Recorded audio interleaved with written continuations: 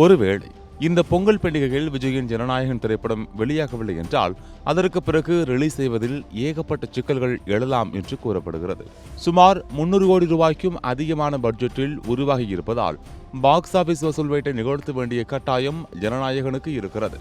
அதே நேரம் தற்போது படம் திரைக்கு வரவில்லை எனில் அடுத்ததாக குடியரசு தின விடுமுறைக்கு தள்ளி போக வேண்டியதுதான். ஆனால் அதிலும் ஏகப்பட்ட சிக்கல்கள் இருக்கின்றன.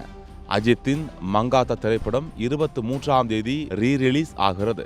இதேபோல சூர்யாவின் கருப்பு திரைப்படமும் குடியரசு தினத்தில் வெளியாகலாம் என எதிர்பார்க்கப்படுகிறது. அது மட்டுமின்றி நீண்ட நாட்களாக கிடப்பில் போடப்பட்டு இருந்த விக்ரமின் துருவ நட்சத்திரம், கார்த்திக்கின் வா வாத்தியார் படங்களும் விரைவில் ரிலீஸ் ஆக வாய்ப்புகள் இருக்கிறதா.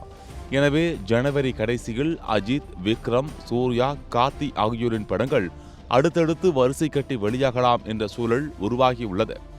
எனவே இந்த பொங்கல் பண்டிகையில் திட்டமிட்டபடி ஜனநாயகன் வெளியாகவில்லை என்றால் பாக்ஸ் ஆபீஸ் தொடங்கி பல்வேறு வகையிலும் அப்படம் பிரச்சனையை சந்திக்கலாம் என்பது குறிப்பிடத்தக்கது.